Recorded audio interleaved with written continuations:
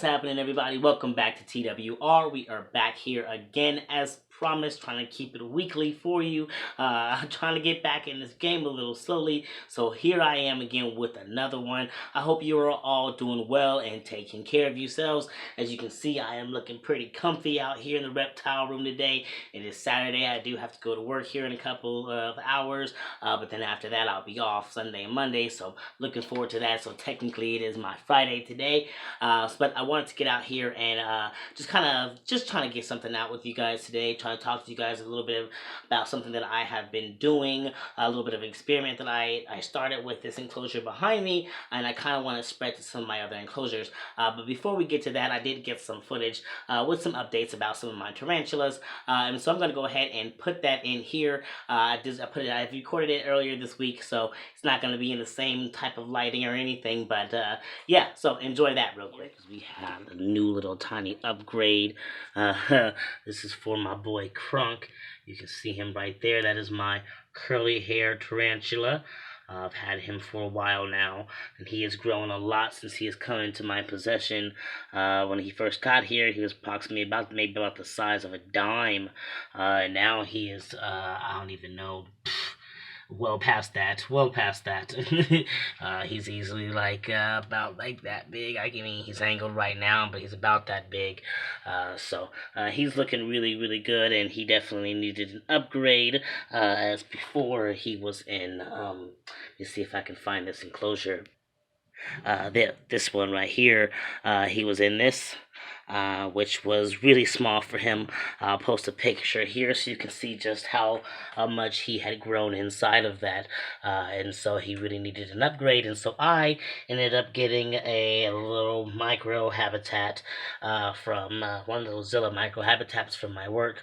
To try it out. I'll see how it goes. There are good and bad things about this particular enclosure. It is plexiglass, and I am going to foresee some warping with time, but I guess, we'll see what happens. I'm sure it'll last this guy at least until it too is too big for him, if it gets too big for him.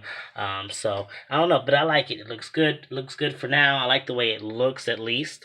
And, it's functional, and I dig it. So, and Crunk is digging the space as well.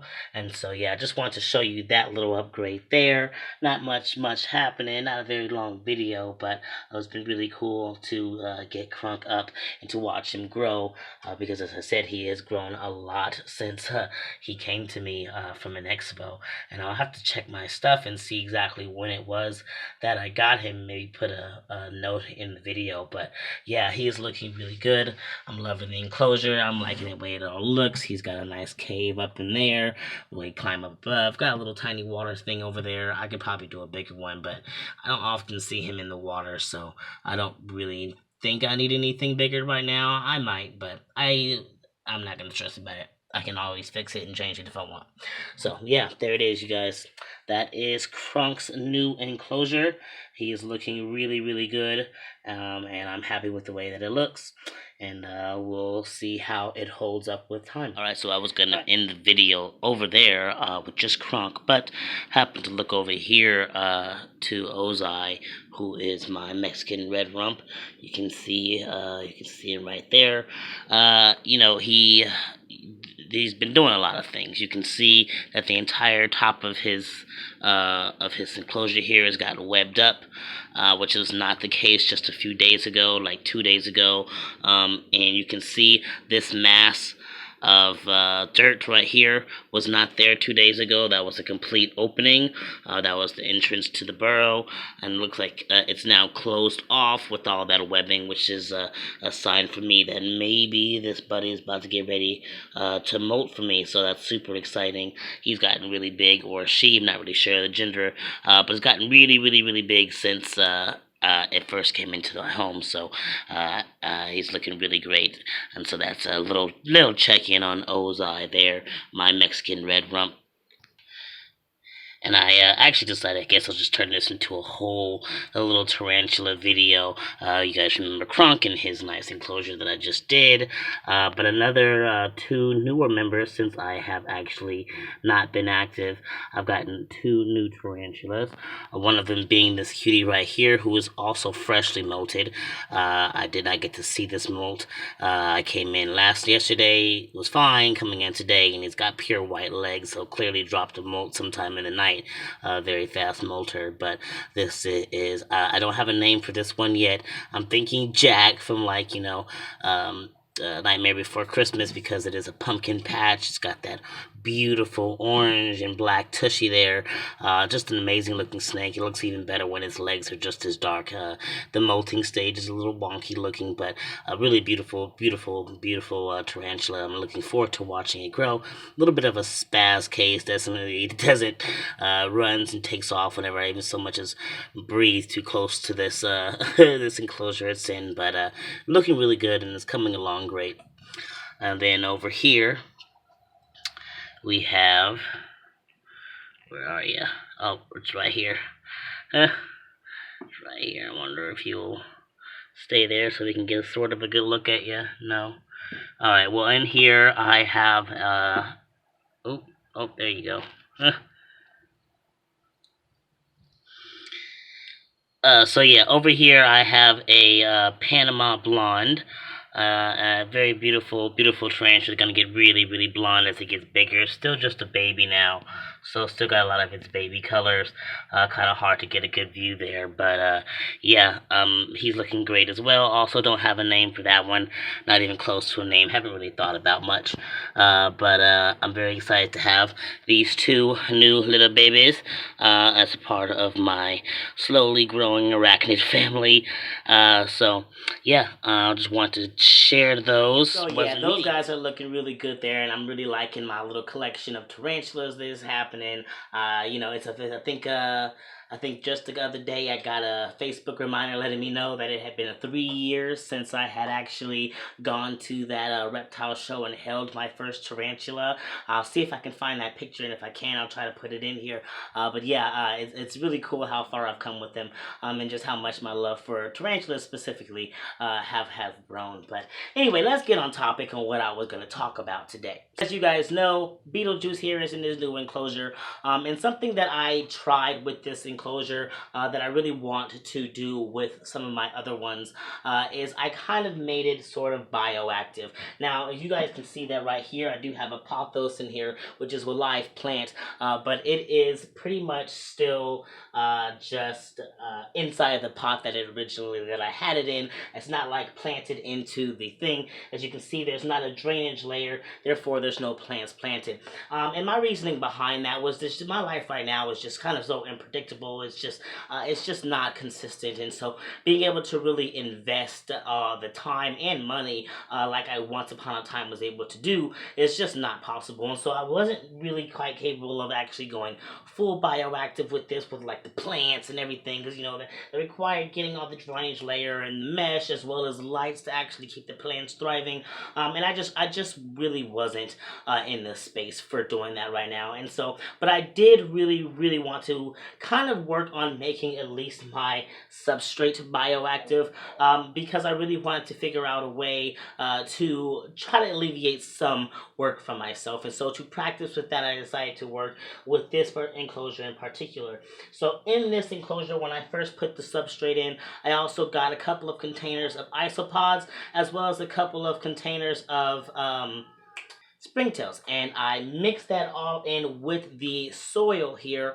And so honestly, for the first couple of weeks, I literally saw nothing. It almost looked like every single animal or creature that I put in here, aside from my snake, every little insect just disappeared. I didn't see them anywhere. I kept it humid or whatever, and I didn't expect to see. I know that it was going to take time for them to settle and get themselves and start populating. But so for the first like 2 weeks, I saw absolutely nothing, and because of that, I was continuing to do like a good spot cleaning whenever I saw a larger than average poop, and so I would definitely do a spot clean. But I did not change the substrate because I wanted to give those those springtails a chance to bloom and do what they were gonna do.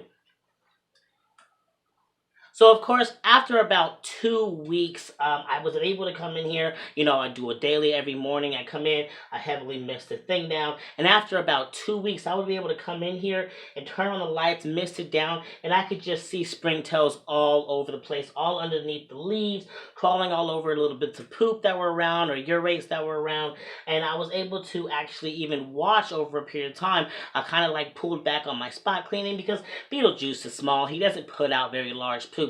So once in a while, I would actually just leave his poop in there so that I could observe just how much springtails worked. And let me tell you, it's been pretty impressive to be able to watch. Let me tell you, I never thought that I would actually be at the period of my life where I'm just like, oh yeah, I just love watching, coming out here and observing some poop and seeing what's happening with the breakdown of poop. But that's really where I got to. I kind of got excited to be coming out here every day and then spotting things like some urates or whatever, and just seeing it kind of covered in the springtails, and then over the course of time, within a couple of days, a little tiny poop would just be gone. And so that's really been super helpful, and it makes it so that I don't feel the super strain of constantly having to come out here and take out all this substrate and throw it away and get more substrate. I wanted to try to alleviate that for myself, and I think this has been doing a fantastic job. So while it does not have the drainage layer and all of that, it is still very much so bioactive. It's got a whole ecosystem up in here of little cleaner bugs that are cleaning things away. Now, when I first started that too, also, before they started becoming visible, before the 2 week mark hit, this piece of wood right here would start to grow mold. And now, once upon a time, in any other substrate or any other enclosure, if I see mold starting to grow on sticks, I'm pulling everything out, I'm taking out the substrate, changing it all out, scraping the stick down, drying it out, putting it back in, all that, because I don't want mold to sit in there with my snake. However, for this particular project, I needed to leave the mold because I know that with time, once those springtails got really going and populating, they were going to kind of turn to that mold for food, and that's exactly what happened. Within the 2 week period of time, those springtails started to be visible all over the place, and that mold just started to fade away. And then eventually, the poop that I was seeing around that I would deliberately leave there, I just started to see them covered, and eventually within a couple of days, now that has gone away. And so that just really did seem to alleviate a lot of stress from my life when it came to worrying about the substrate and everything. And maybe later down the line, I will get into the drainage layer with planting the plants. But with my life the way it is right now, I just can't invest that much time and or money into such a massive project. So starting with making my soil bioactive is a really good start for me. So now that I have experimented over there with that enclosure and what that would look like, I really wanted to kind of explain that to the rest of my enclosures as well. So right over here, as you can see, this is Maleficent's enclosure, and it's all right. It's not the best. It could be better, and I really do want to make it better.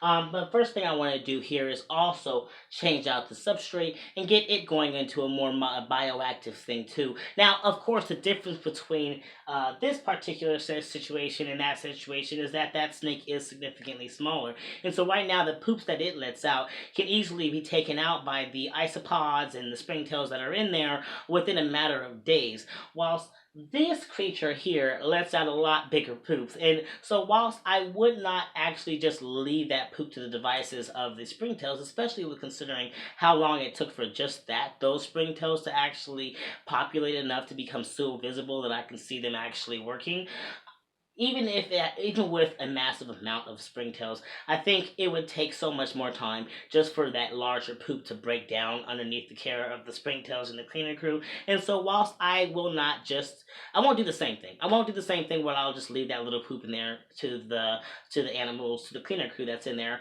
I am actually going to still remove larger poops from this enclosure because, like I said, it's going to take so much longer for them to break down, and I don't really want her to have to sit with poop breaking down in her enclosure for long periods of time.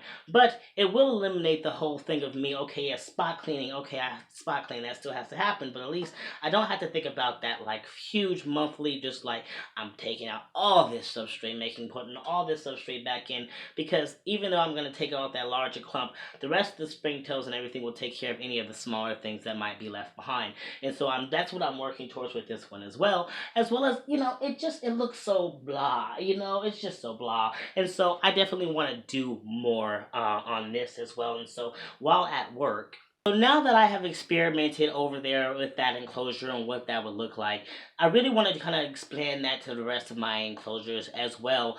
So right over here, as you can see, this is Maleficent's enclosure, and it's all right. You know, it's not the best. It could be better, and I really do want to make it better. But first thing I want to do here is also change out the substrate and get it going into a more bioactive thing too. Now, of course, the difference between this particular situation and that situation is that that snake is significantly smaller. And so right now the poops that it lets out can easily be taken out by the isopods and the springtails that are in there within a matter of days. Whilst this creature here lets out a lot bigger poops. And so whilst I would not actually just leave that poop to the devices of the springtails, especially with considering how long it took for just those springtails to actually populate enough to become so visible that I can see them actually working, even with a massive amount of springtails, I think it would take so much more time just for that larger poop to break down underneath the care of the springtails and the cleaner crew. And so whilst I won't do the same thing. I won't do the same thing where I'll just leave that little poop in there to the animals, to the cleaner crew that's in there. I am actually going to still remove larger poops from this enclosure because, like I said, it's gonna take so much longer for them to break down, and I don't really want her to have to sit with poop breaking down in her enclosure for long periods of time. But it will eliminate the whole thing of me, okay, yeah, spot cleaning, okay, spot cleaning, that still has to happen, but at least I don't have to think about that like huge monthly, just like I'm taking out all this substrate, putting all this substrate back in, because even though I'm going to take out that larger clump, the rest of the springtails and everything will take care of any of the smaller things that might be left behind. And so that's what I'm working towards with this one as well as, it looks so blah, it's just so blah. And so I definitely want to do more on this as well. And so while at work, I grabbed these two pieces of wood here, and these are pieces of wood that I plan to use and incorporate inside of this once I get all the substrate out and redone, and mixed in with some fresh substrates as well as a cleaner crew. I'm going to put these in here, this one in here. I think I got another stick somewhere. I'm not going to go off camera to grab it, but I have another stick somewhere that I want to add to it. I just want to make it better than what it is. This is pretty bland. I also probably want to get a different water bowl that's in there. I just want to make it better, much more naturalistic than what it's looking. After I did that with Beetlejuice's enclosure, just looking around, and most of them are great. Most of them are exactly where I would want them to be. All the ones over there are pretty much where I want them to be. There are a few that are pretty much bland like this, like Maleficent here, as well as Artemis down below, but I'll talk more about why Artemis is the way she is in another video. I'm not going to go into that right now, but I am going to do my best to really just try to get everybody into a really nice naturalistic enclosure and relieve as much work for myself as possible, and that means slowly making most of my substrates bioactive so that I can alleviate the most work. Going in and doing a spot clean takes little to no time. It's the scooping out of all the substrate and replacing all the substrate and re-expanding all the substrate, putting it all back in and putting up all the set. It's all so much. And with the way my life is right now, I'm going to do whatever I can to try to alleviate some of that work for myself. And seeing how the springtails really do help with keeping Beetlejuice's place really clean, knocking out those little tiny wastes. All I gotta do is change up the water, make sure it's really humid in there for them as well as for Beetlejuice, and everything is doing its own job in there, and that's what I'm looking for right now with the rest of my enclosures. And so yes, with time, I'm hoping even once I get going with that, and Maleficent's enclosure is doing great, and the springtails and everything are going great and doing its job in there and doing what it needs to do, and everything's set up and looking really good. I'm going to continue to spread that over to the rest of everyone in here. We have Iro as well as Rafiki in these two enclosures, and as you can see, I've got like kind of a blend of substrates happening here, and over here is the Reptile chip, and I am thinking for multiple reasons I'm going to steer clear of Reptile chips from now on. I have now had 2 different snakes with mouth issues because of chips from that getting stuck in their mouth, and now have vet chips due because of it, and I will talk more about that later. One of you already know, it's Artemis. She's been having that problem for a long time, but I would, again, talking about that later, but I'm going to steer clear of this here nonsense with the Repta chip for a while. Get it just all back on the cocoa fiber that I normally use. Maybe even play around with experimenting with some of those Repta, no, not Repta chips, the cocoa blocks and all those other things out there. Maybe try some of those as well. But either way, I'm going to for sure stick to my Eco Earth, which is what I use right now, and go ahead and get them all switched over to that, and get them all going, and maybe get some springtails and cleaner crews in these, both of these as well, so that these two can be situations where I just do a spot clean, meaning removing the larger poops when they happen, and then letting the isopods and the springtails take care of any of the smaller mess, so that I don't have to keep changing that substrate out as wildly as I was having to do before, because my place is just stacked full of all sorts of substrate. And then time to just sit down and do so all of that. It's just so much. It's so much to plan, and so if I can just get all of my enclosures with a bioactive substrate, not plants, not any of that other stuff right now, but just their substrate, bioactive with a cleaner crew and a system going on in there, keeping it all good and fresh, then I think I would be absolutely good, and it would absolutely going to help me in the long run. So that is my plan, and I just wanted to share that with all of you today. I don't know what it's going to look like in the long run, so you guys will get to see that and see how that develops with time. If you have any suggestions on it, if you think it's a bad idea, tell me why in the comments. If you have any suggestions on what that could look like and better than what I've already got going on, go ahead and put that in suggestions. Either way, that's my plan. Substrate bioactive. I don't need plants right now. I don't have the funds to jump into the whole extra stuff with the plants and the layers and the lights that needed for the plants. I just don't have that. But I do need to make work easier for myself, so that a good spot clean and no constant need of wasting so much substrate when it can just be cleaning itself. So that's my plan, you all. I don't have any more to say on that. I'm just going to keep repeating myself at this point. But yeah, I hope you all like this video. I will be back next week. I'm not sure even if this video is going to make it all the way out tonight on Saturday. If not tonight, for sure Saturday, then absolutely going to be out Sunday morning. But yeah, it's tight because I have work and everything, and I'm trying to squeeze this in beforehand. So yeah, anyway, you all take care. You love yourselves. You love your reptiles. Love your loved ones, and you all keep spreading those herbs.